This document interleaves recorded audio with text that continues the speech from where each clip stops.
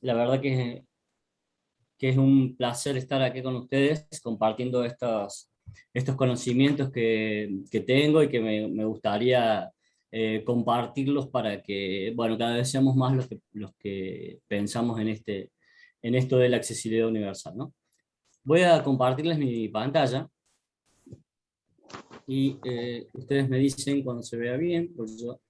Se ve, pero hay que ampliarla. Ujú. Ahí está. Bien, Excelente. voy a pasar a la segunda.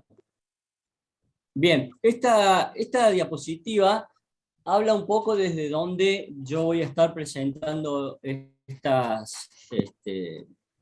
estos conocimientos. Primero, la accesibilidad como un derecho humano que no se puede vulnerar y que debemos garantizar. Por otro lado, la responsabilidad social, ya vamos a ver a partir de cuándo esto es una responsabilidad social, si bien es desde siempre, a partir de cuándo esto se formaliza de alguna manera. Y como compromiso ético, son deberes que todas las personas que formamos parte de una comunidad tenemos que tratar de estar al menos enterados o formados en esto de la accesibilidad universal para hacer una sociedad más justa y más inclusiva, ¿no?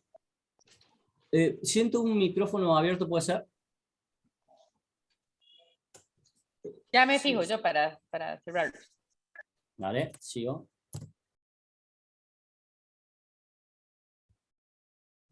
Listo. Sí. Esperen que no me pasa la pantalla que sigue.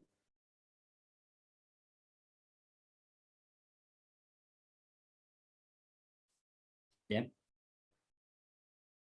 Antes de meternos de lleno con lo que es la accesibilidad, si ustedes se fijaron en el título, tiene que ver con la accesibilidad universal del patrimonio cultural. Dentro de eso vamos a específicamente a hablar de las cuestiones arquitectónicas, pero en particular, en un momento de la exposición vamos a hablar de la accesibilidad al patrimonio cultural. Entonces me gustaría a mí que hacer una especie de refresco de lo que son estos conceptos, por ejemplo el concepto de cultura según Canclini, como el conjunto de procesos que elaboran la significación de las estructuras sociales.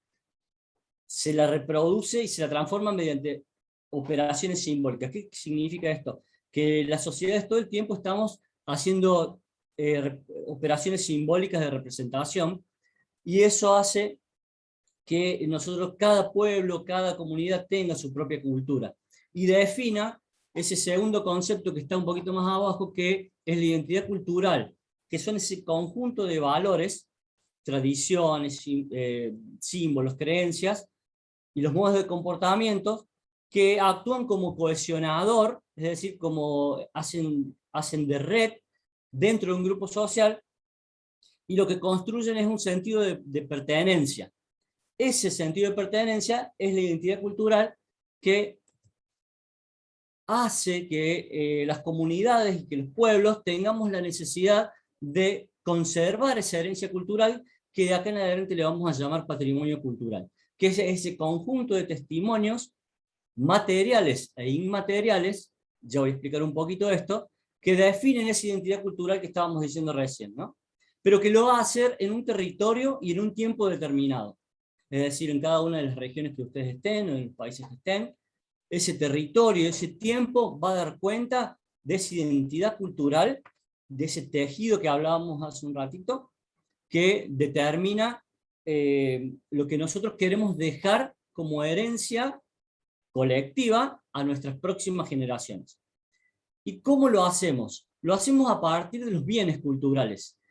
¿Y qué son esos bienes culturales? Son las expresiones tangibles o intangibles, es decir, tangibles como puede ser un edificio, un centro de interpretación, una obra arquitectónica, o intangibles que pueden ser expresiones como una comida típica.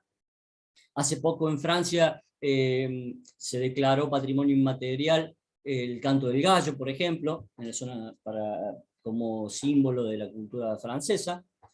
Y entonces son esas expresiones que son tangibles o intangibles, pero que tienen que ver con un valor estético, reúnen valor estético, un valor histórico, un valor social, porque las personas le asignamos un valor social, y que tienen que ver con la creatividad humana, ¿sí?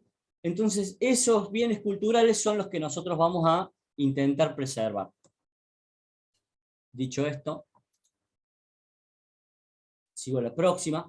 Bayard, que es un doctor en historia muy conocido, que lo consultamos muy seguido, dice que el patrimonio es la prueba evidente de la existencia de los vínculos con el pasado. Es decir, todo el tiempo estamos conectados con el pasado, intentando interpretarlo, intentando mejorarlo, no repetir errores, aprender de él, y siempre alimenta esa sensación de la continuidad en el tiempo, y hace o identifica esa tradición que hablábamos hace un ratito. Entonces yo les voy a proponer un bloque de accesibilidad universal, que veamos la definición de los conceptos, más o menos de dónde viene la evolución. Vamos a ver un bloque 2 que tiene que ver con el ejercicio profesional, sobre todo con la transversalidad, que ya vamos a ver que en particular tiene que ver con la arquitectura, pero que están involucradas todas las profesiones. Ya vamos a ver por qué. En una segunda parte vamos a ver las herramientas básicas que tienen que ver con lo urbanístico, lo arquitectónico, lo patrimonial y algunas cuestiones educativas.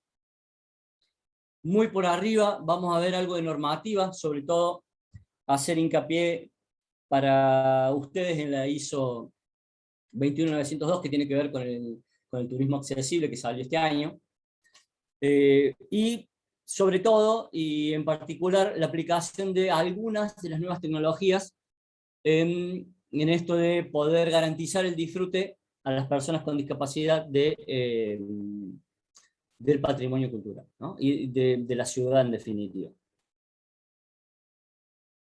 Bien, ahí tenemos dos logotipos. El de la izquierda tiene que ver, es del año 1968, es de los primeros logotipos que tuvo la discapacidad, y tiene que ver con una idea clínica que había en ese momento, en la posguerra, después de la Segunda Guerra Mundial, donde habían quedado muchas personas con discapacidad, y sobre todo con discapacidad motriz. Entonces se hacía mucho hincapié en la dificultad de movilidad que tenían las personas, y ese logotipo es el que de alguna manera representó y todavía hoy nos acompaña, sobre todo ya lo van a ver en estacionamientos y parkings, pero digamos, ha sido reemplazado por el otro logo que está a la izquierda, que viene ya tensionado o elaborado desde otras cuestiones más inclusivas, nuevos enfoques que ya vamos a ir viendo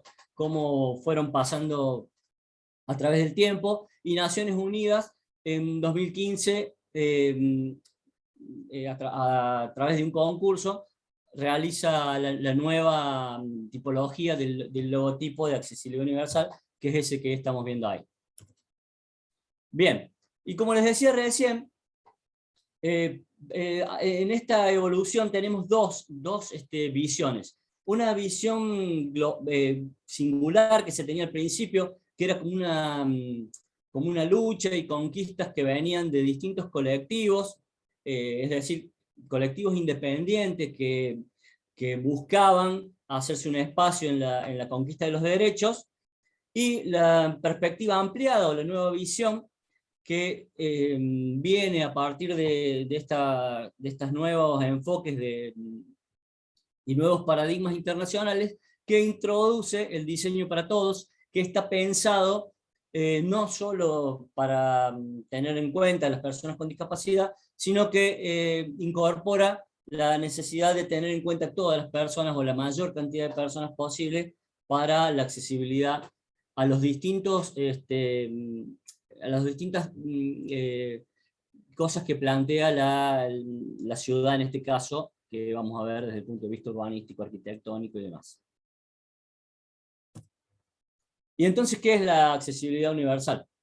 Bueno, la accesibilidad universal es la condición que tienen que cumplir los entornos, los procesos, los servicios, las herramientas, bienes, productos, objetos, instrumentos y dispositivos, que los hace comprensibles utilizables y practicables, pero en el marco y garantizando la seguridad, la comodidad y la autonomía. Es decir que, vuelvo un cachito al anterior, la condición que tienen que cumplir, vamos a hablar de un servicio turístico, o de algún dispositivo multimedia.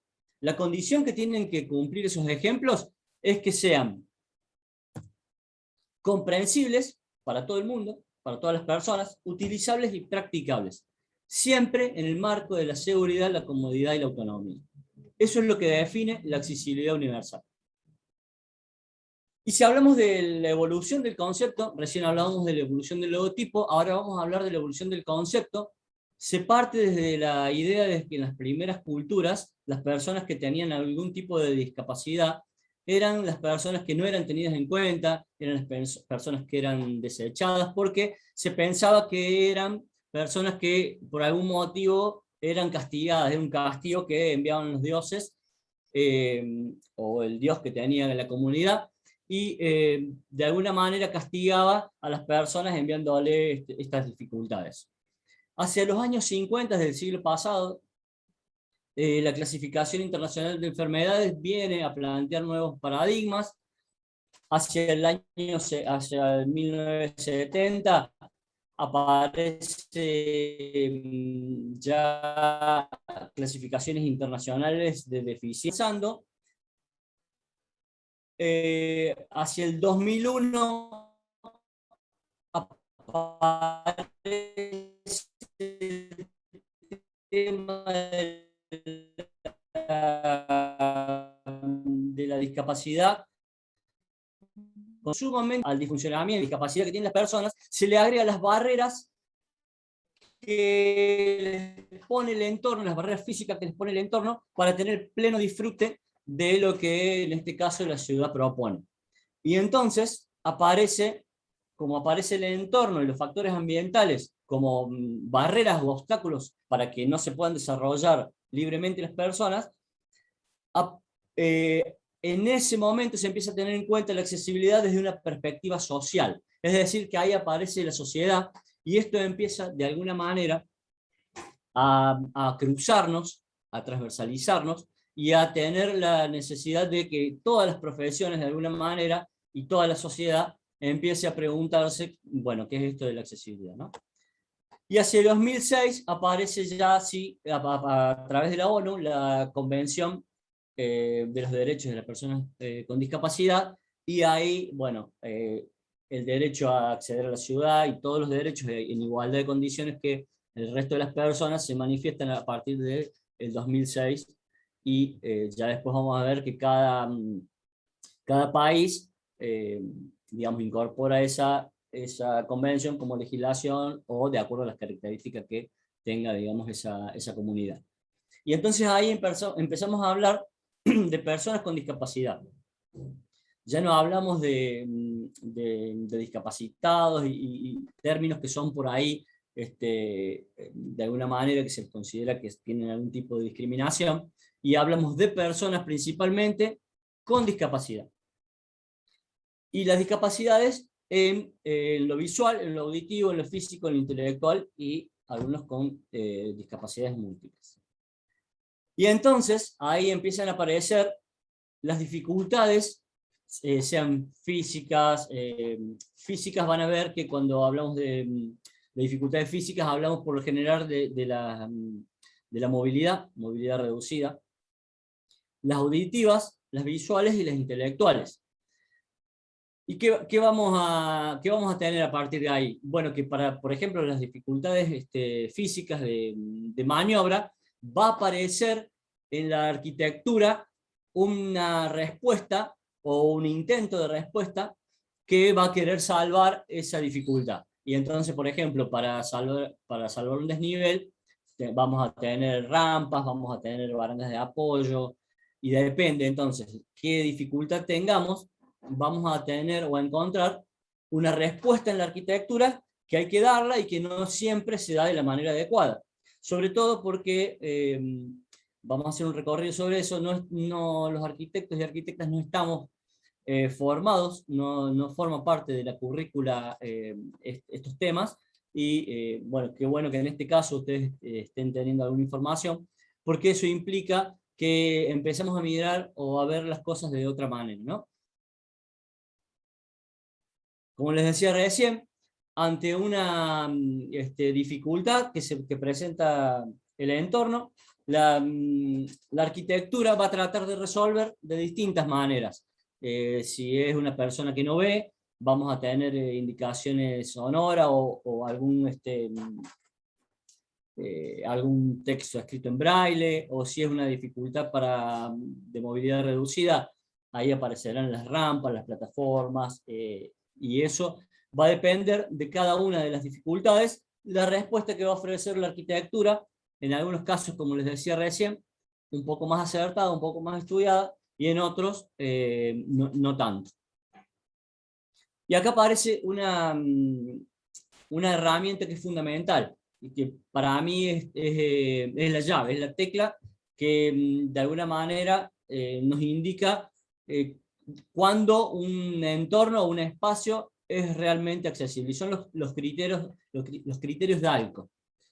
DALCO es una sigla que dice deambulación, aprehensión, localización y comunicación.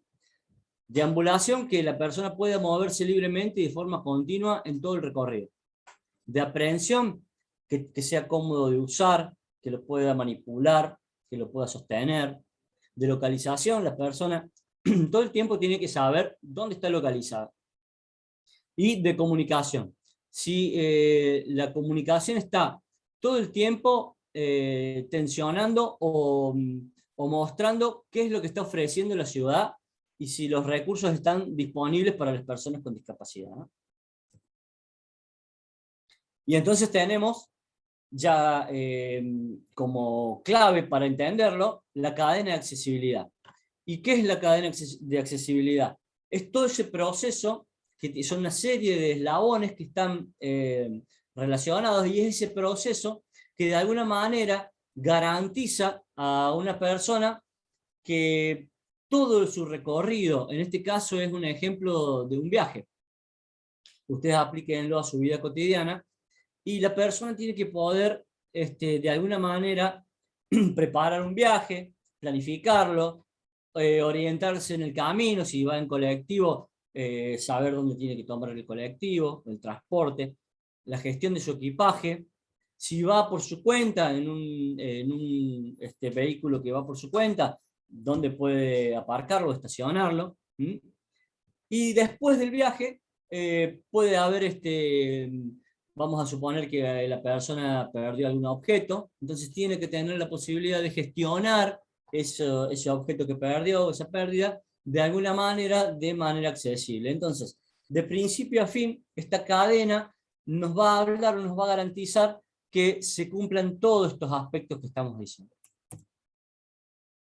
Y ahí entramos en la transversalidad, en el ejercicio profesional, que vamos a ver que acá está planteado desde el ejercicio profesional del arquitecto o de la arquitecta, pero como les decía recién, vamos a ir viendo que tiene que ver con la transversalidad en todas las profesiones. Todas las profesiones, si yo soy médico, si soy, no sé, bueno, en este caso un arquitecto, un profesional de alguna otra disciplina, como puede ser un abogado, tienen que conocer los derechos y las necesidades que debemos garantizarle a las personas con discapacidad. Y vamos a tener, en el caso de la arquitectura, transporte accesible, infraestructura de uso público accesible, patrimonio accesible, espacios públicos, paisajes y vivienda. La vivienda como esa escala más chica de la arquitectura, pero vamos a ver, como decíamos recién, que esto también es aplicable a, por ejemplo, los dispositivos, ¿no? La accesibilidad a los dispositivos. Fíjense, ustedes van a ir viendo imágenes, algunas imágenes de mi ciudad, de Córdoba, en Argentina, y van a ver también algunas imágenes de otras ciudades de Latinoamérica, que fui buscando algunos ejemplos, pero en este caso en particular son del transporte público de la ciudad de Córdoba.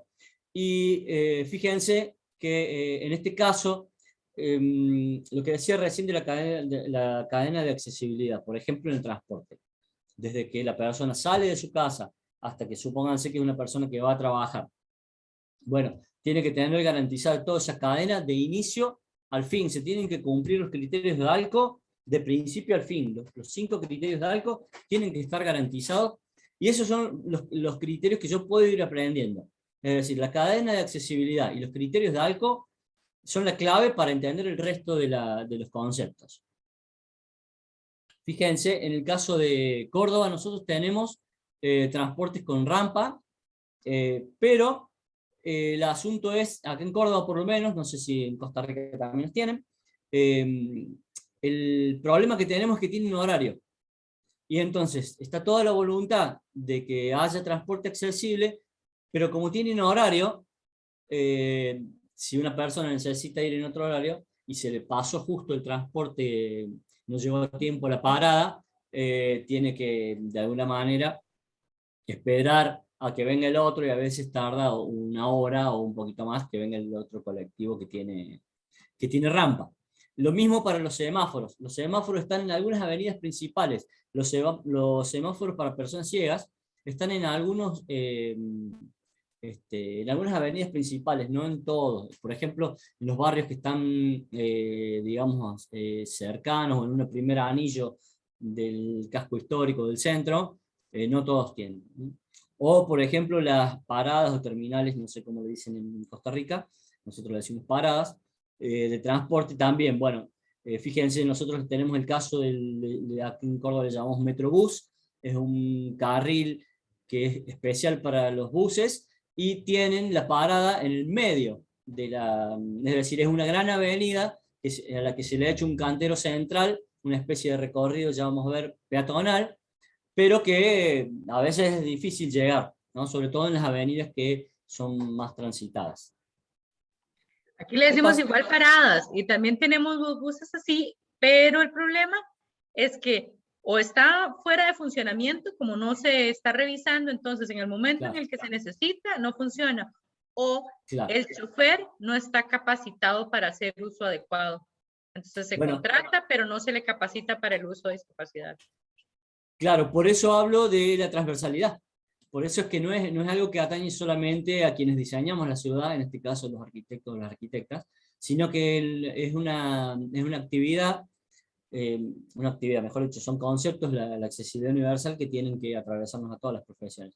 Esas son imágenes de Córdoba, son parques, paseos, que tienen algunos ajustes razonables, como le llama la UNESCO, que son estas adecuaciones que se hacen a partir de no poder, digamos, intervenir en el edificio por cuestiones de catalogación patrimonial, por ejemplo, y entonces, bueno, la infraestructura de uso público muchas veces se nos encuentra como un gran obstáculo para poder disfrutarla, ¿no? Pero básicamente lo que quisiera yo que fueran viendo es los aspectos que hay que mirar en cuanto a la accesibilidad en la ciudad, ¿no? En el caso del patrimonio accesible, también son dos imágenes, estas más grandes, de la ciudad de Córdoba. Esta es la Compañía de Jesús, que es patrimonio de la UNESCO, patrimonio de la humanidad. Y la de abajo es la Catedral de Córdoba. Y en este caso, en la Catedral de Córdoba, no sé si se alcanza a ver en la diapositiva, hay una rampa que es como decía recién, un ajuste razonable, que es una obra liviana, es una obra de adecuación liviana, es decir, que es una obra que se puede remover. En el caso de la Compañía de Jesús, en el ingreso, acá en la fotito esta de abajo, vemos que tienen 4 escalones, pero del otro lado, esto es sobre la otra calle, ya lo voy a mostrar en otra diapositiva, acá, hacia acá atrás, tiene una rampita, le han hecho digamos, han cavado el piso, le han hecho un rebaje al piso, y pudieron hacer una rampa con con las pendientes para que una persona pueda subirlos independientemente de que esté acompañado o no. Cuando hablamos del espacio público, hablamos de plazas, hablamos de la calle, de las peatonales, de los centros de interpretación, de los espacios exteriores.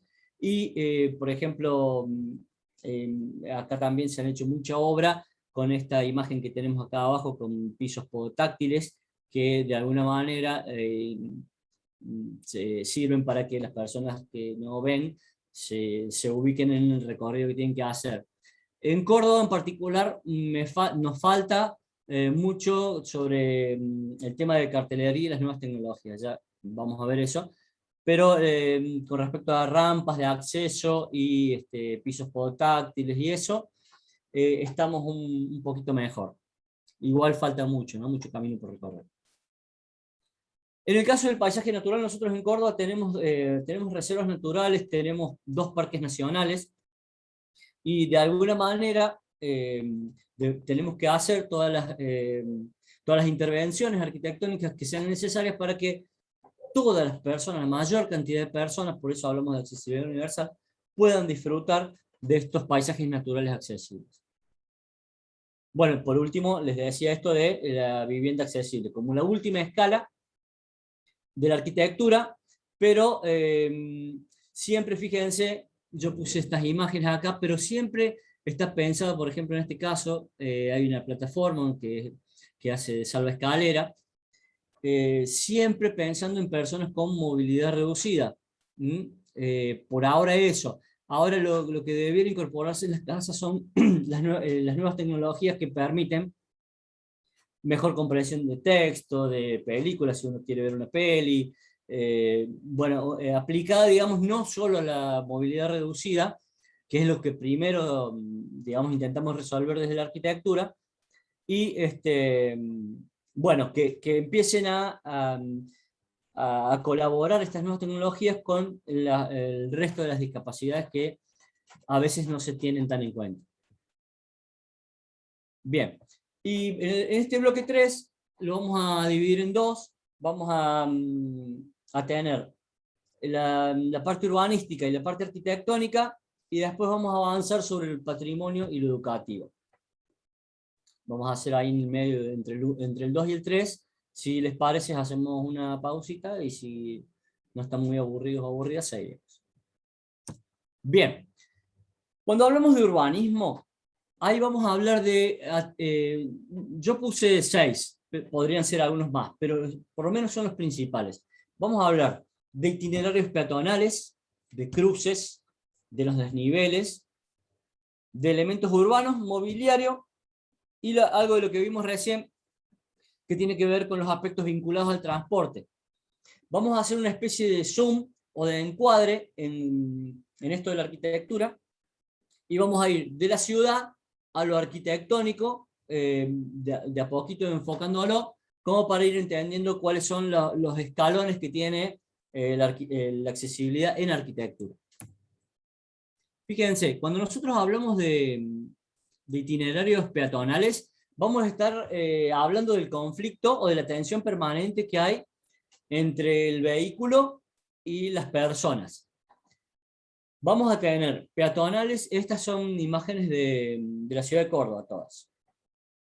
Vamos a tener peatonales donde solo circulan las personas, una circulación peatonal donde hay circulación de vehículos y personas por la vereda. Vamos a tener mixto, vehículos y personas, separadas ya lo vamos a ver, por los volardos, o en este caso son otro tipo de señalización.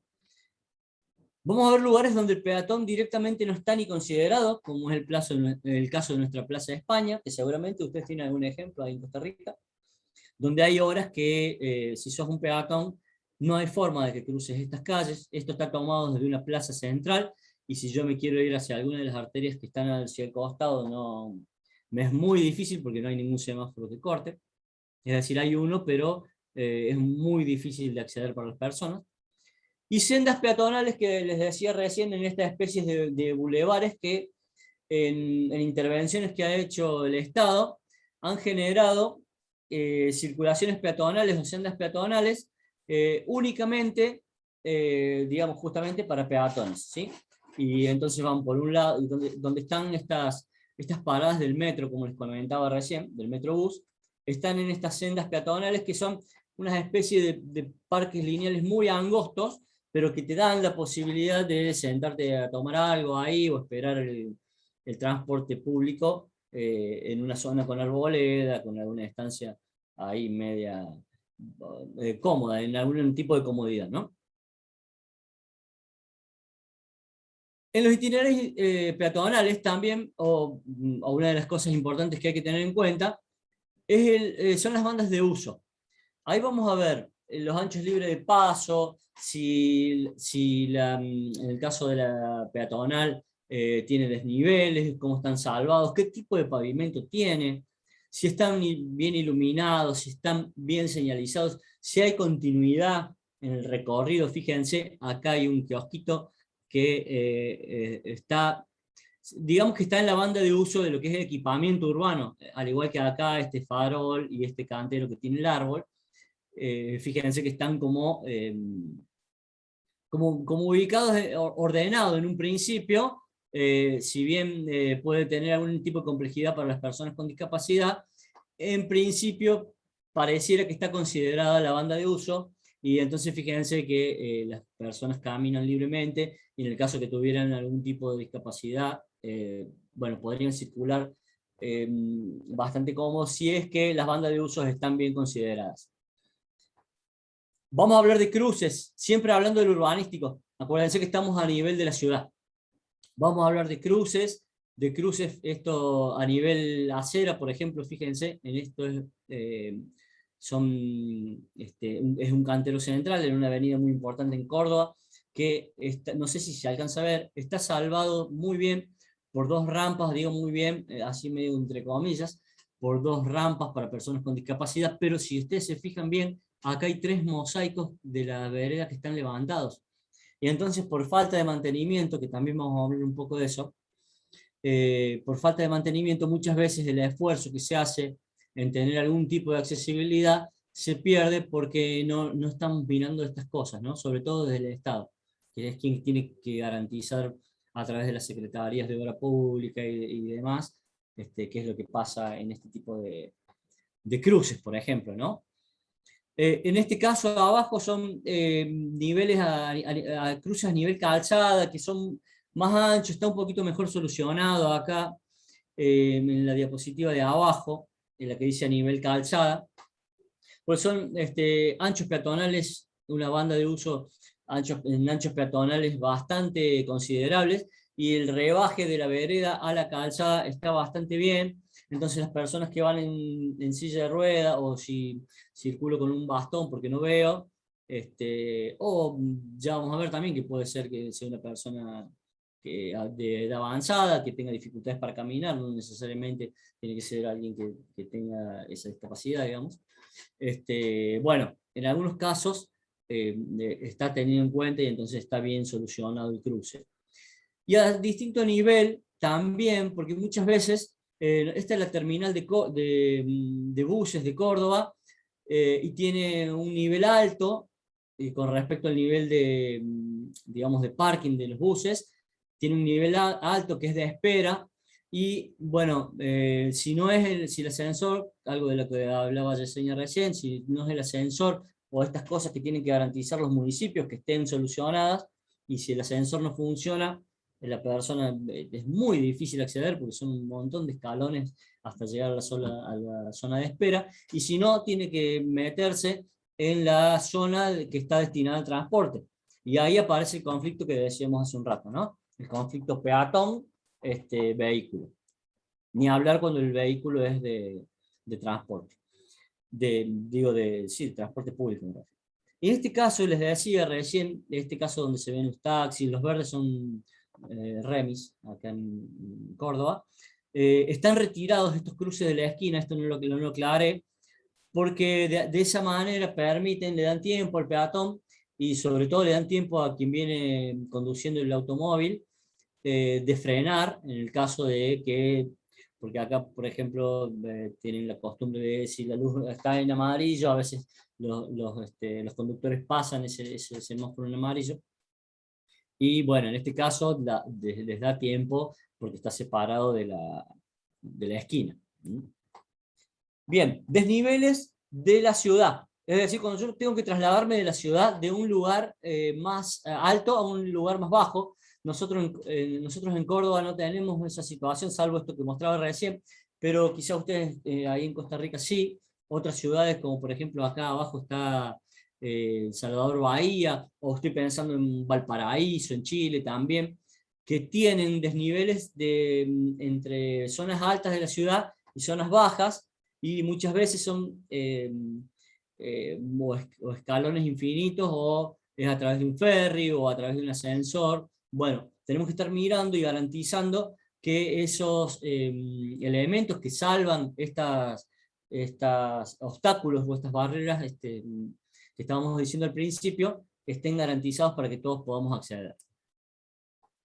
Ya achicando un poquito en la escala más cotidiana, digamos, lo que son los elementos urbanos, vamos a ver, por ejemplo, las cazuelas donde están plantados los árboles, o las rejillas donde están, son bocas de acceso para ver los servicios públicos, para si tiene algún tipo de defecto de funcionamiento del servicio público, se le accede ahí. Pero fíjense esta imagen que tomé yo acá de una cámara, de una pequeña cámara de toma de agua, acá en Córdoba, que no está mantenida. Bueno, imagínense para una persona que no ve, o para alguien que viene en silla de ruedas. Bueno, estas dificultades son las que nos encontramos, ¿no? Miren esta otra imagen que está acá a la derecha, la tercera, donde dice vegetación.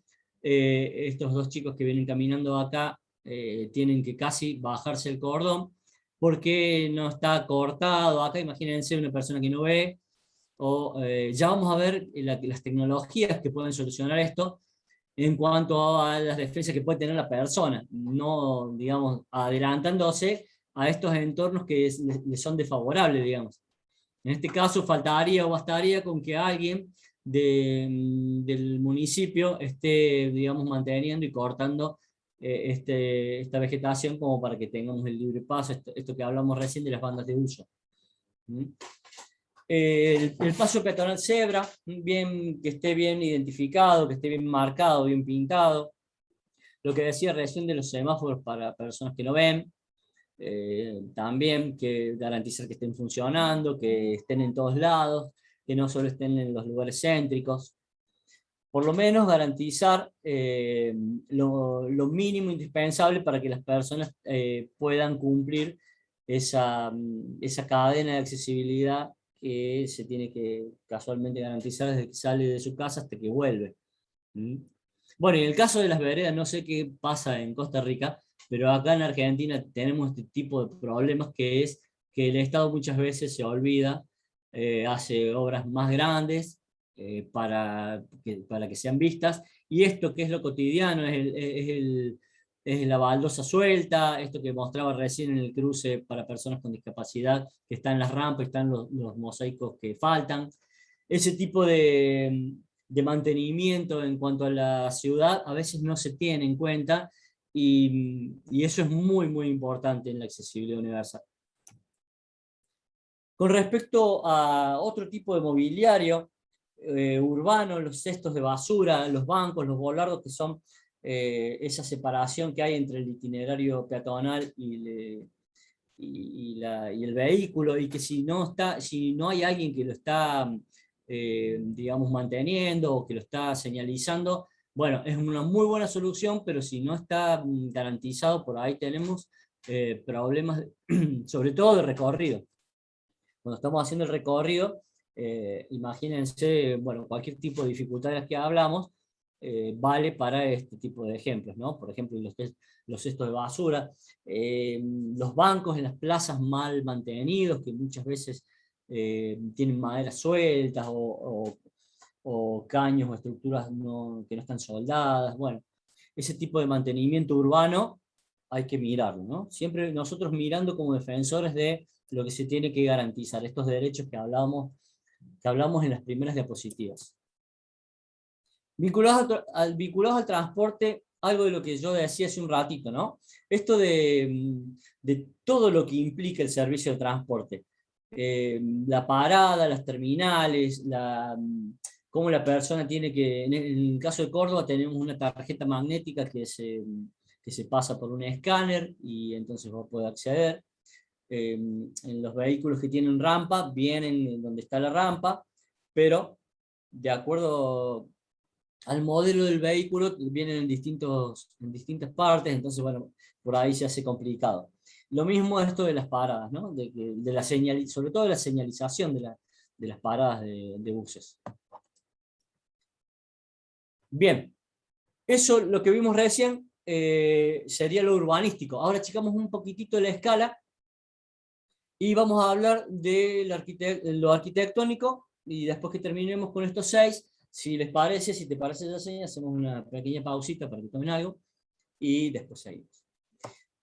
Vamos a hablar de aproximaciones al edificio, de los accesos, de circulaciones, tanto horizontales como verticales, de los sanitarios de uso público y algo que es fundamental, que es la evacuación, que muchas veces no se tiene en cuenta, sobre todo en los edificios públicos, y a veces es un problema grande en la arquitectura. Cuando hablamos de aproximación al edificio, esto es Patio Olmos, esto es una escuela que hoy se convirtió en shopping, lamentablemente. Era una escuela, y cuando en el entorno del edificio, no sé si se alcanza a ver, pero acá tiene, donde está el mouse, tiene un montón de escalones porque está como en desnivel el edificio. Entonces, bueno, esta diapositiva la pongo para que vean, cuando me refiero al entorno del edificio, o a las inmediaciones o las aproximaciones al edificio, ¿a qué me estoy refiriendo? Es decir, todo ese entorno que me va a recibir. Todavía no entré al edificio, pero estoy en el entorno. Ya llego al acceso, y entonces ahí, si venía en el transporte público, tengo que ver, tengo que tratar de llegar al acceso, tengo que acceder a hacer mi trámite, o acceder a mi clase, o a lo que fuera que vine a hacer a la ciudad. Y si vine manejando un vehículo particular, tengo que saber dónde dejarlo, tengo que estacionarlo en algún lugar que me permita estar seguro, que me permita la autonomía, todo lo que decía en las primeras diapositivas, ¿no? Todos los dispositivos, acuérdense que la condición que tienen que cumplir estos entornos es que sean practicables, utilizables en el marco de la seguridad. Es decir, que imagínense que si vengo manejando un vehículo, tengo que tener claro dónde lo voy a estacionar, cómo dirigirme al acceso y todo eso. La atención al público, esta imagen que está acá, si la alcanzan a ver, es en el Hospital Privado de Córdoba. Hay una señora que está en su silla de ruedas haciendo un trámite, tenía que firmar seguramente alguna orden para que la atiendan. En principio estaba cómoda, también entre comillas, después se le complicó un poco cuando tuvo que firmar. De todos modos, está más o menos, eso está más o menos salvado, pero esta señora que está acá con barbijo, fíjense, en un momento, esa foto la tomé yo, en un momento yo estaba esperando ahí, y llegan dos personas, una que llevaba a otra en una silla de ruedas, y no tenían dónde estacionar. Era una sala de espera, era una hora pico del hospital, que había mucha gente, y la silla de ruedas estaba con la persona en la silla, más la persona que la llevaba, en el corredor, y en el marco del COVID también. Entonces imagínense que hubiera bastado, o bastaría, porque esto no está considerado desde el diseño, que esta silla o este espacio para sentarse hubiera sido dejado libre a modo de estacionamiento para personas con discapacidad, para que pueda tener su lugar la silla de ruedas. Eso no está pensado. Y recién ahora las normativas lo están pidiendo, y no está pensado desde el diseño. Y ese es un problema que tenemos desde arquitectura, ¿no? Que empezar a mirar. Bueno, y esto de las entradas principales, que si tienen desniveles tienen que estar salvadas o por una rampa que cumpla las pendientes mínimas, o por una plataforma elevadora automática. Bien, la circulación horizontal.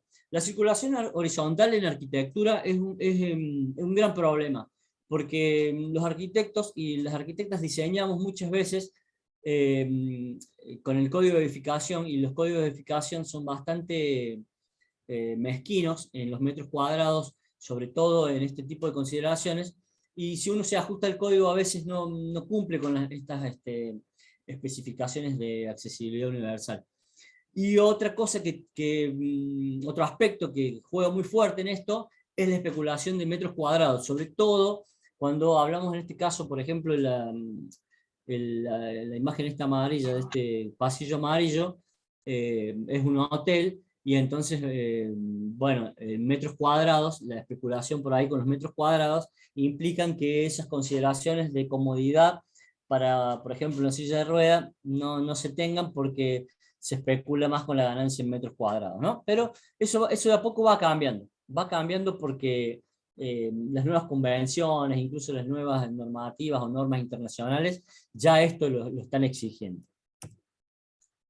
Cuando hablamos de circulaciones verticales, hablamos obviamente cuando tenemos que mover en dirección vertical, de arriba hacia abajo, de abajo hacia arriba, y entonces ahí vamos a hablar de rampas que tienen que tener pendientes mínimas para que la persona pueda circular sola, que esté bien señalizada por si la persona no ve o tenga alguna otra dificultad. Entonces hablamos de rampas, de escaleras, de plataformas y de ascensores. Todos estos aspectos de la circulación vertical, de alguna manera, son los que hay que mirar que tengamos la accesibilidad garantizada. Los sanitarios de uso público, una persona tiene que estar cómoda en situación de usar el baño, tiene que poder sentarse, fíjense, si va en su silla, poder moverse libremente, circular, girar, bajarse, lavarse las manos, bueno, todo lo que hacemos cuando vamos al baño, tenemos que tener la libertad y la autonomía, sobre todo, de poder hacerlo de manera independiente, ¿no? Y esto de la evacuación, que decía hace un rato, que tiene que ver con la salida, los recorridos, las salidas de emergencia, situaciones de incendio o de algún, por ejemplo, de algún sismo, situaciones que nos ponen en riesgo y que una persona que tiene dificultades o que tiene algún tipo de discapacidad tiene desventaja con respecto al entorno que se rodea si no tiene bien señalizada la evacuación y si no son, digamos, bien diseñados estos aspectos. Bien, hasta ahí sería lo de arquitectura. No sé, Yesenia, si querés que paremos un ratito, o si no sigo, me apuro un ratito y vamos un poco más rápido, y si no está muy aburrido, seguimos.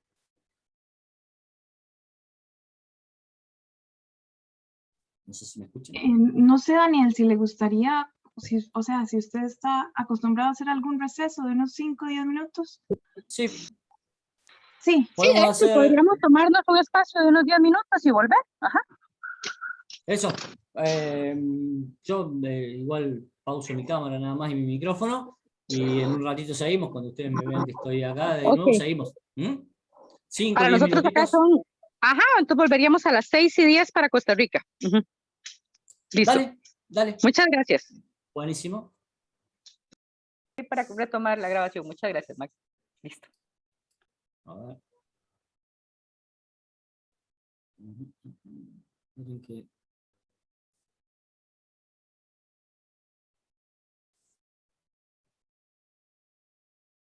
¿Se ve mi pantalla ahí? Se ve y se escucha bien. Bien, perfecto. Bueno, entonces continuamos, ¿no? Sí, exacto. Buenísimo. Vamos a continuar. Bien, entonces decíamos hace un ratito que teníamos esta especie de zoom que hacemos desde lo urbanístico, de lo que es la ciudad, o lo que son entornos de una escala mayor, a una escala menor, que sería la arquitectónica, donde hablamos del edificio, ya de cosas puntuales de dentro del edificio, como son, por ejemplo, las circulaciones. Y ahora retomamos la idea de lo cultural. Y entonces vamos a ver, con respecto al patrimonio cultural, de qué tipo de edificios y de qué tipo de patrimonio inmaterial estamos hablando. Y entonces el patrimonio lo vamos a dividir con dos bloques. Justamente patrimonio material, que tiene que ver con los edificios históricos, centros históricos, paseos culturales, centros de interpretación, yacimientos arqueológicos, todo esto que puede estar un poco más ligado a lo que ustedes hacen. Y por otro lado, lo inmaterial, que decía al principio de la charla, lo que no está reflejado en un edificio, pero sí en una costumbre, es un mito, es una leyenda, documentación histórica, por ejemplo, también. Entonces vamos a ir haciendo un recorrido, igual que veníamos haciendo recién, sobre esto de lo patrimonial. Les mostraba hace un ratito la Catedral de Córdoba. Acá está, ahora se ve un poquito mejor la rampa esta que decía, esto que les comentaba de los ajustes razonables. Esto es una rampa que se puede remover, digamos. Obviamente no la van a remover porque se hizo la obra para que las personas puedan acceder, pero digo, son ajustes que se hacen cuando no se puede hacer una obra como esta que está a la derecha, que es la entrada que les decía recién de la Compañía de Jesús, que es en el patrimonio de la humanidad para nosotros, y que tuvieron que hacer esta rampa con la pendiente, que, como les decía recién, que garantice la autonomía de las personas que tengan dificultad para moverse, ¿no? En los centros históricos, lo principal es la circulación, porque esto se nos da en las plazas, cuando estamos recorriendo un centro histórico turístico, estamos en una plaza, estamos en espacios urbanos amplios, y entonces tenemos un montón de recorridos que muchas veces tienen, por ejemplo, vías de metro, o tienen lo que decíamos hace un rato del mobiliario urbano. Por lo general, en los centros históricos esto está cuidado. El problema se produce cuando nos vamos hacia afuera de la ciudad. Pero en principio habría que tenerlo en cuenta porque son, digamos, cuestiones que tenemos que estar mirando, ¿no? El patrimonio material, en este caso los centros históricos, sobre todo las circulaciones.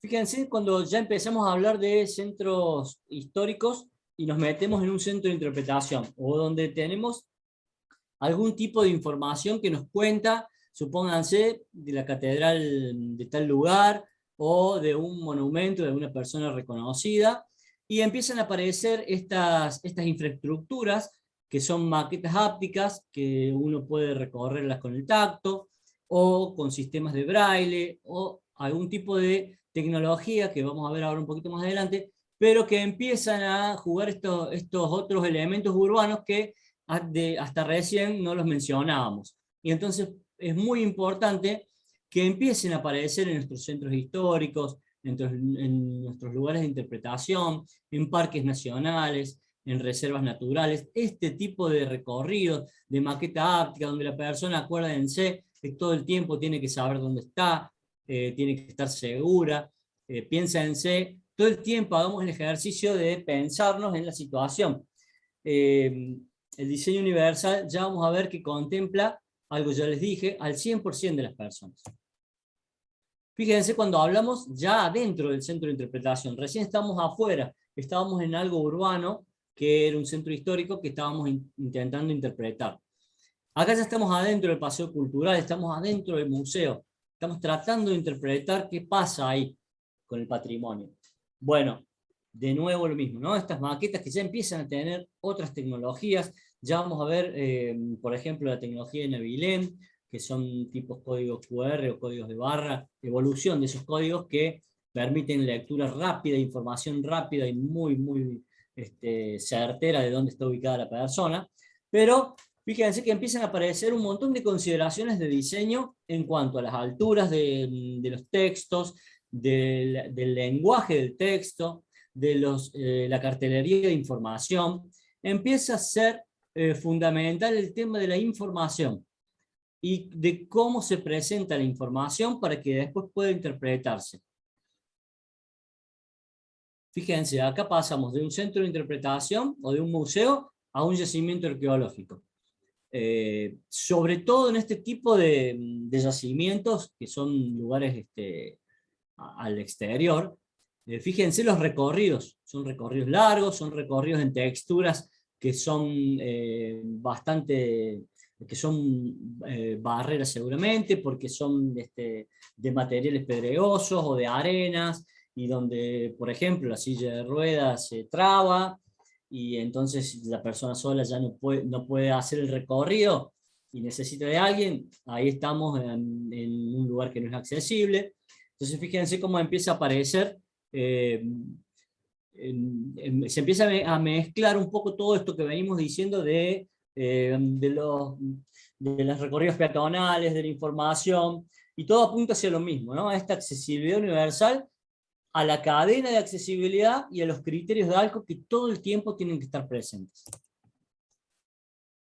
Y ahora nos vamos del otro lado, nos vamos al patrimonio inmaterial, que muchas veces, esto es en Argentina, estos es nuestro patrimonio, alguno o algo de nuestro patrimonio inmaterial, costumbres del norte de Argentina, fiestas típicas, el tango, el chamamé está acá, que es una música típica de nuestro noreste, perdón. El noroeste son esta banda de sicuris que está acá arriba, con el niño tocando el sicus, el culto de la Pachamama, los tamales, esta comida que quizás ustedes por ahí a lo mejor lo tengan, es maíz molido con carne molida, envuelto en una hoja de chala, y este de acá arriba es el locro, que alguna vez a lo mejor sintieron nombrar, es una mezcla de todo lo que se les ocurra ahí adentro, que está horas en el fuego, y que es una comida muy rica y súper típica de Argentina, y son todos estos patrimonios, esta herencia cultural que nos viene de generación, pero es inmaterial en el sentido que el chamamé, por ejemplo, la música de nuestro noreste, es una música que uno escucha, digo, no es algo que uno puede tocar, a eso me refiero, no es un edificio. Entonces, empezar a diferenciar eso, ¿no? Que también, cuando una persona va a interpretar, por ejemplo, una reserva natural, puede que tenga que interpretar algún tipo de patrimonio inmaterial, y si tiene alguna dificultad, es necesario que nosotros podamos explicárselo y que pueda participar, incluso ya vamos a ver de esos procesos de declaratorias, ¿no? La documentación histórica, hace poquito en Córdoba se declararon los delitos de lesa humanidad que tuvimos durante nuestra última dictadura cívico-militar. Se declararon esa documentación, se declaró patrimonio en este caso de la ciudad, de la provincia de Córdoba, pero bueno, es otro ejemplo del patrimonio inmaterial. Cuando hablamos de lo educativo, vamos a hablar de la formación de profesionales en el diseño universal, de esto que vengo hablando. Es el diseño que incorpora a todas las personas. Nosotros, el 10%, entre el 10 y el 15% de la población mundial tiene una discapacidad permanente, pero se estima que el 40% de las personas en algún momento de nuestra vida pasamos por alguna discapacidad transitoria. Entonces fíjense que ya el abanico se agranda, ya no es un 10 o un 15% de la población, sino que es un 40%, y que está pensada para el 100% de la población, porque precisamente es un diseño que tiene que incluir a todas las personas, independientemente de su estatura, de su peso, de si ve o no ve, de si escucha o no, si se puede mover o no. Bien, procesos de la participación de personas con discapacidad en procesos de patrimonialización. Cuando declaramos los patrimonios, las personas hacemos procesos en los que participamos, decimos qué nos parece importante, qué no, qué sentimos, qué vemos, qué escuchamos. Y entonces, ¿cómo hacer para que las personas con discapacidad participen de esas declaratorias? Porque el patrimonio es la herencia colectiva que tenemos para nuestras próximas generaciones, y tienen que participar todos y todas, independientemente de su condición. Entonces eso tiene que estar garantizado. La formación, por ejemplo, en oficios de restauro, hay personas que tienen mucha habilidad, que a lo mejor tienen algún tipo de dificultad para realizar algunas tareas, pero en cuestiones de restauro son personas muy prolijas, son personas que están muy atentas, que pasan mucho tiempo concentrados en un tema determinado. Entonces la formación en oficio de restauro también es una posibilidad de incorporar a las personas con discapacidad. Y ni hablar de los planes integrales de estudio, que es un poco esto de la invitación que me hace Yesenia a participar con ustedes, ¿no? Desde la arquitectura, venir y contarle a personas que estudian otro tipo de profesiones, bueno, que estamos todos invitados a esta mesa, ¿no? Fíjense, ahí un poco mostraba esto del diseño universal que decía recién, este diseño para todos. Hay mucha formación en internet, hay muchos cursos, uno puede hacer cursos vía web, en YouTube, uno puede hacer, si quiere estar informado, hay información sobre este tipo de cuestiones. Lo que decía recién del diseño para todos. El diseño para todos se basa en 7 principios, que son el principio de uso equitativo, el uso flexible, el uso simple, la información que sea perceptible, la tolerancia al error, el mínimo esfuerzo físico y el adecuado tamaño y uso. Ustedes este material lo tienen, no me quiero extender mucho, pero en principio son 7 aspectos que hay que tener en cuenta que van incorporando, incorporando a estas nuevas visiones de la accesibilidad, los diseños que sean fáciles de entender, que la transmisión de la información sea eficiente, sea rápida. Pero que el tamaño sea el adecuado, que si yo cometo un error, que no sea peligroso para mí ni para otra persona, el error que cometí al usar algún tipo de dispositivo o de elemento. Eso es lo que tiene que ver con el diseño universal. Lo que hablábamos recién de los ajustes razonables son estas obras arquitectónicas que hacemos, en algunos casos son temporales, en otras son más fijas, pero siempre está en tensión la accesibilidad con el patrimonio. Por eso es que yo me dedico a esto, porque parece ser que los edificios históricos son edificios que no se pueden tocar. Sin embargo, si no se lo podemos garantizar a todas las personas que existen en la sociedad, lejos estamos de que eso sea un patrimonio cultural. Entonces, estas modificaciones del ambiente físico que permita que las personas que tienen algún tipo de discapacidad puedan acceder, puedan participar, para que tengan garantizados todos los derechos que tienen, bueno, es una cuestión muy importante, al menos desde el punto de vista de la transversalidad, como decía al principio, ¿no? Es decir, todas las profesiones mirando esto de los ajustes razonables, ¿no? Lo que decía recién, fíjense, esos son procesos de patrimonialización, donde todos los colectivos tienen que estar garantizados, tienen que estar participando de cualquier manera, votando, dando su opinión. Si no veo un paisaje cultural que puede alguien contarme, puedo yo sentir la sensación que me produce el aroma o los ruidos del lugar. Bueno, empecemos a utilizar nuestros recursos para que eso lo podamos garantizar al resto de las personas. Lo que le decía de los oficios de restauro, la prolijidad que tienen muchas personas con discapacidad para este tipo de tareas, es importante. Nosotros acá en Córdoba estamos, si Dios quiere el año que viene, empezamos un taller que lo empezamos a armar este año con la doctora Paredes con respecto a talleres de restauro, talleres de oficio de restauro, que va a ser en la Universidad Nacional de Córdoba. Ya tenemos un borrador presentado de lo que es la idea, falta que nos den el visto bueno, pero la idea es incorporar la formación en oficios de restauro, la mano de obra de personas con discapacidad, que puede ser una fuente laboral para ellos, ¿no? ¿Sí? Y lo que decía recién del desarrollo de los planes de estudio inclusivo, ¿no? No solo que las personas puedan participar, sino que el contenido, que este tipo de contenidos se incorporen a todas las currículas de todas las especialidades. Bien, esto lo voy a pasar medio rápido. Voy a hacer hincapié en las normativas internacionales, sobre todo, que va a ser la que le va a interesar a ustedes, y un pantallazo muy rápido por digamos, por la normativa local nuestra, pero que aplica a los lugares donde ustedes están. Fíjense, en el caso de la legislación internacional a la izquierda, lo más importante que tenemos que rescatar es la Convención de la UNESCO de 2006, que dicta los derechos de las personas con discapacidad. Anterior a eso, la Convención Interamericana elimina todo tipo de discriminación. Después la UNESCO lo toma y genera esta carta de 2006, que en el caso de nuestro país, que es la que está a la derecha, genera toda esa legislación que está ahí. Digamos, lo tenemos como normativa nacional. Tenemos leyes con respecto a movilidad reducida, tenemos una ley de comunicación audiovisual, y tenemos de hace poquito también una ley nacional de turismo accesible.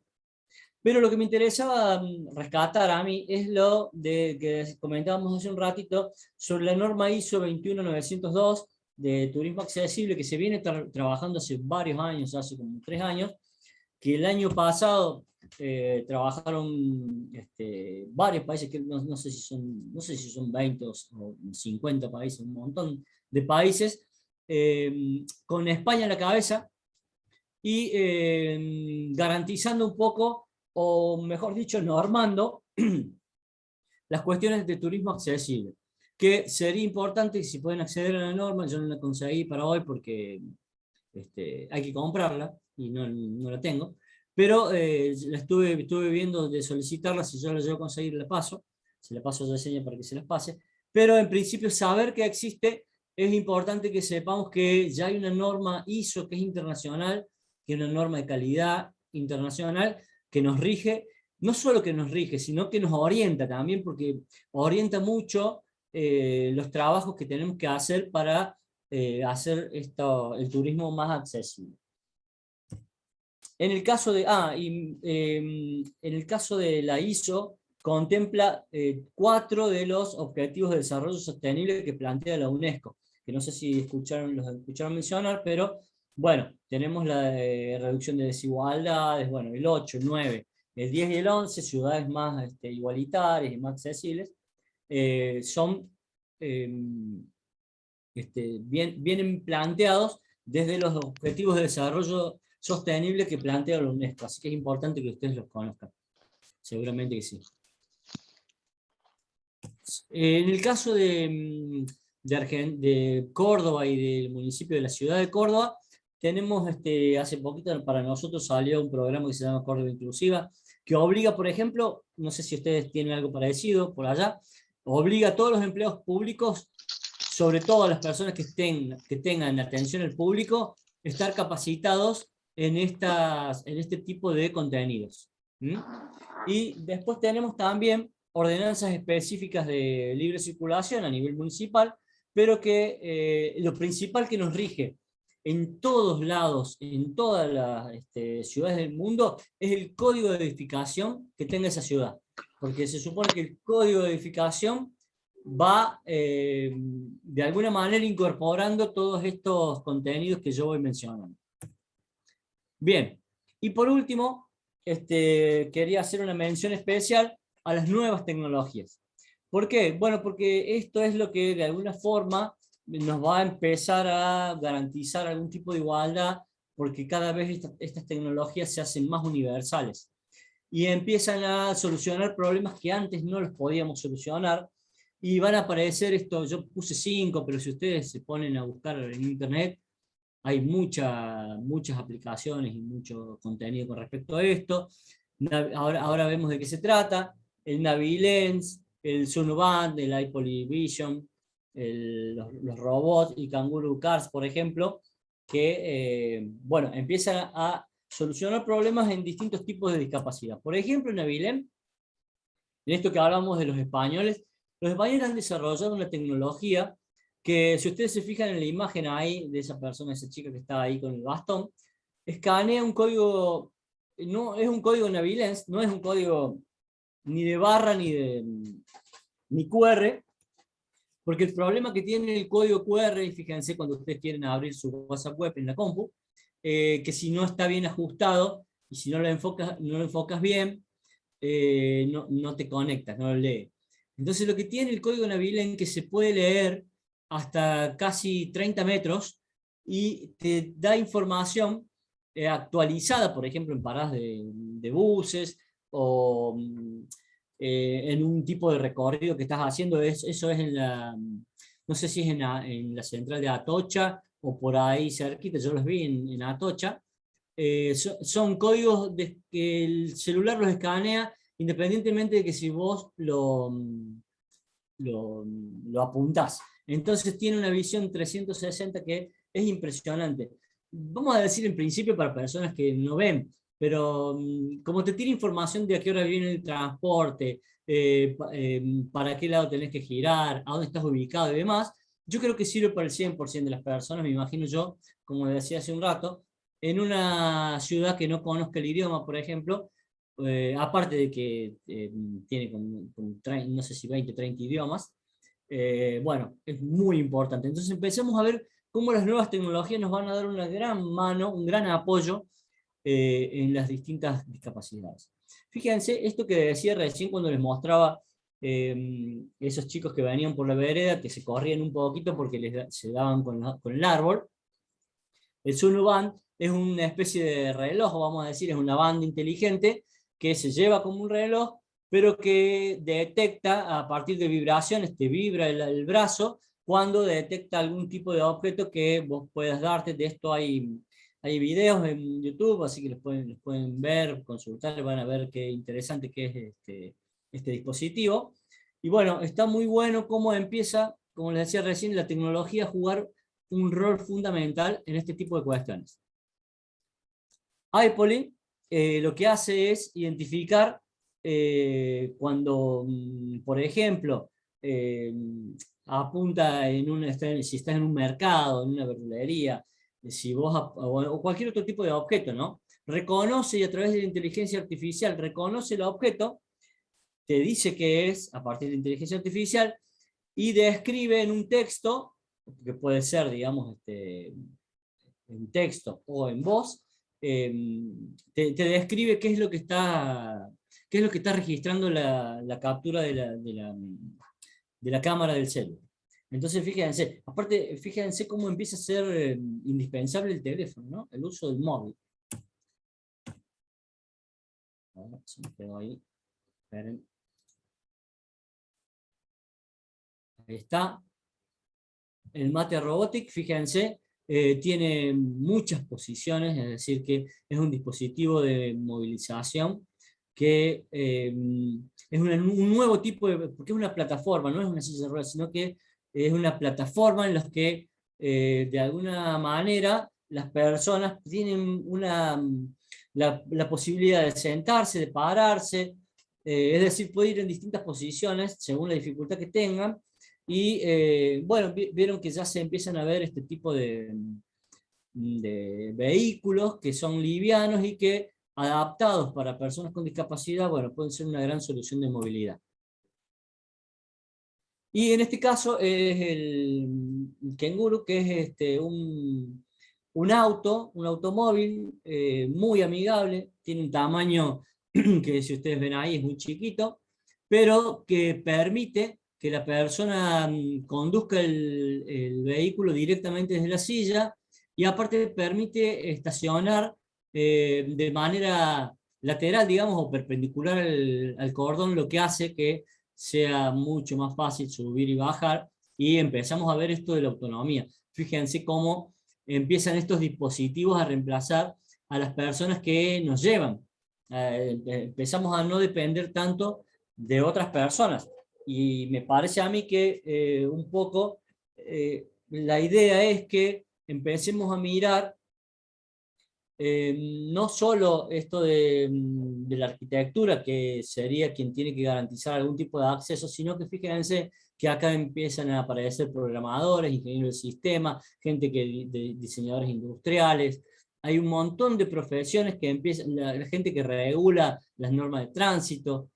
Es decir, que es una gran cantidad de personas, de profesionales que tienen que empezar a mirar, porque en la medida que más comprometamos otro tipo de profesiones, vamos a estar garantizando más derechos. Y eso creo que es un poco la idea, ¿no? Bueno, y para ir terminando, les voy a citar dos filósofos, un filósofo y una filósofa. En el caso de esta diapo que vemos ahí, Séneca dice que no nos atrevemos a muchas cosas porque son difíciles, pero son difíciles porque no nos atrevemos a hacerlo. Esto decía Séneca, que muchas veces no nos atrevemos, ¿no? Y por eso las cosas son difíciles. Empecemos a comprometernos, empecemos a pensar que el granito de arena de nuestro conocimiento puede ayudar a algo. Ya lo veíamos en esos ejemplos de las nuevas tecnologías. Esto no es simplemente comprometer a algunas profesiones, sino que, como ya dijimos al principio, es un compromiso social. En el caso del patrimonio cultural, del patrimonio natural, digamos, son dos derechos: es el derecho a la identidad cultural y el derecho a acceder a todo lo que se propone. Y por último, nuestra filósofa argentina, la Mafalda, que dice que si no nos apuramos a cambiar el mundo nos va a cambiar a nosotros, eso dice Mafalda.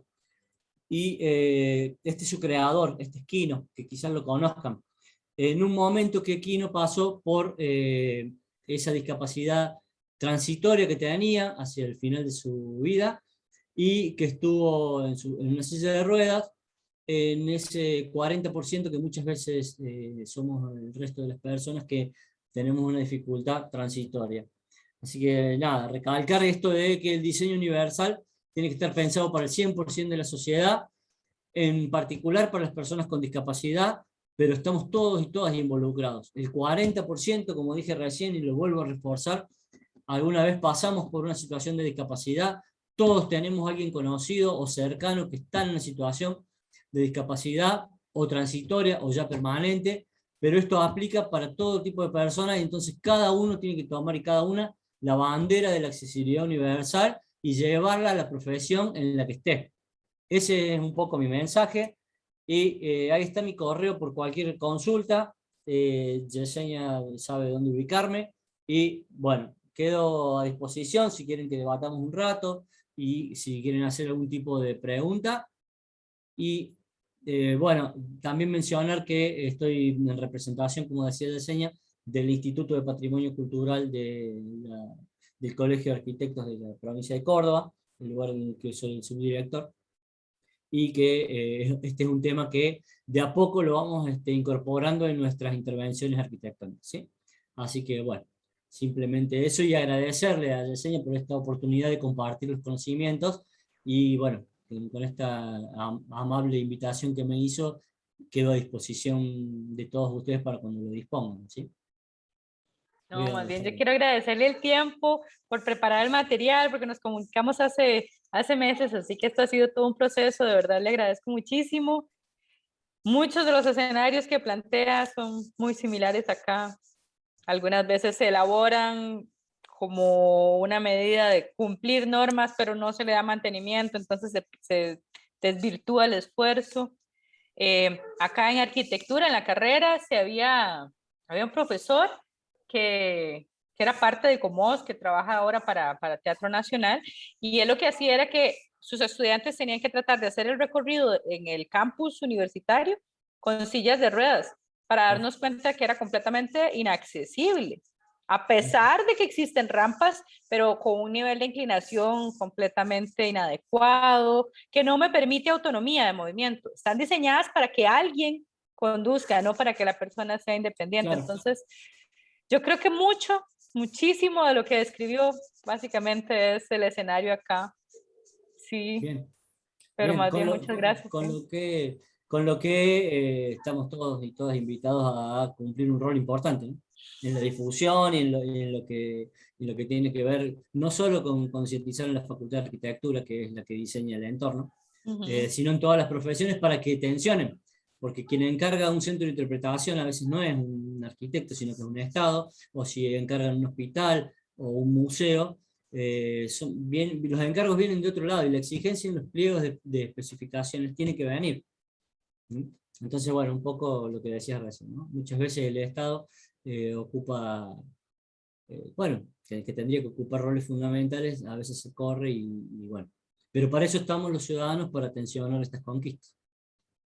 Sí, muchísimas gracias. Más bien acá hay muchas quejas, por ejemplo, en espacios fuera del casco central, pero que se hacen las aceras con una pendiente y ahí se estacionan las personas. Entonces, es parte también de la educación que tenemos que generar, de la educación vial y de la educación con empatía, ¿verdad? De la accesibilidad a otros, porque no, la rampa se tiene que quedar disponible, como aprendimos a dejar disponible el espacio del hidrante en caso de una emergencia, claro. ¿Verdad? Es como generar conciencia, una gradualidad, pero es cierto que, o sea, yo tuve unos estudiantes de una maestría, una de las chicas tuvo en una de sus salidas a campo una fractura, y ella nos contaba, porque la fractura le ocurrió en la universidad, precisamente porque era parte del porcentaje que estaba en normalidad y luego ya se Claro, convierte en parte del porcentaje de personas con discapacidad claro. transitoria y nos decía que no, o sea, era que ella empezó a darse cuenta cuando iba a la rehabilitación para recuperar la movilidad, Claro, que los anuncios estaban ahí, pero esas personas ya lo están viviendo, ya ellos están generando esa conciencia. sí, Sin sí, embargo, el sí. resto que está haciendo, ¿verdad? Como que no, bueno, tampoco es culpable, es como que no han tenido la cercanía, pues no se Claro. concientiza. Ahí es donde hay que generar todavía más conciencia. Claro, Entonces, por eso es que yo incorporo, viste, entre los aspectos a tener en cuenta el educativo, porque para mí es central eso. absoluto, Entonces, absolutamente. si nosotros no pensamos en la educación, por mucho que hagamos, eso va a quedar. Porque hay que tener en cuenta que quienes están en lugares de decisión del Estado son personas que en algún momento pasan por una formación. Y en esa formación tienen que sentirse interpelados, digamos, ¿no? Ujú. Y bueno, esa es nuestra función de los que estamos ahora más cercanos, y ir contagiando un poco, por eso te agradezco tanto esta invitación. No, buenísimo. Muchas gracias por poder permitirme abordar algo que yo no podía cubrir, pero más bien gracias por venir a completar Bueno, pues espero la que les haya matriz del servido. curso. Claro Espero que que sí, les haya servido. buenísimo. Si alguna persona quisiera hacer alguna consulta en ese momento, ellos tienen que elaborar, tienen material ya Ah, de bien, accesibilidad universal en bien, espacios bueno, en centros de visitantes, pero tienen que bueno, elaborar claro. una infografía, algo base con puntos, para empezar a generar esta conciencia, porque la audiencia van a ser nuestros colegas intérpretes, para Bien, empezar a darnos cuenta de eso, es necesario. Yo no voy a destruir, o sea, desde mi perspectiva, no voy a destruir todo el espacio físico solo para volverlo 100% accesible, pero tener al menos uno de los senderos que claro, permita que sí, claro, un exista, recorrido mínimo, claro, claro, sí, sí, sí, eso sí, sí. debería de ser, y que Sí, cuando sea accesible no sea solo en espacio físico, sino a nivel sensorial no, también, claro, claro, ¿verdad? claro, Ujú. tal cual. Sí, sí. Y eso es fundamental pensarlo desde el momento del diseño, ¿no? Entonces está bueno plantearlo así. Ajá. Ujú. Más bien, muchísimas gracias. No sé si tienen consultas. Si no, bueno, como Daniel les indicaba, yo tengo el contacto y es probable Sí, que sí, en algún momento en el futuro si quieren podamos. hacer una consulta, si necesitan que hagamos un encuentro corto para reforzar algo, siempre pensando que en el tema de accesibilidad hay que tener en cuenta la cadena, digamos, la cadena y los criterios de ALCO. Eso es fundamental, eso es lo que más nos va a orientar. Entonces, si nosotros estamos todo el tiempo mirando eso, las propuestas que hagamos no vamos a tener ningún problema. Muchas gracias, exacto. No sé, ¿alguien quisiera tomar la palabra? Si no, pues en realidad agradecerle, porque usted que nos Bueno, rebasa por uso horario, creo que para usted que son casi las 10 de la noche, sí, las 10, las por ahí, 10. ¿verdad? Sí. Bueno, Sí, muchísimas las 10. gracias por el tiempo extra. Gracias de verdad por haber Por sacado el favor. espacio y por permitirnos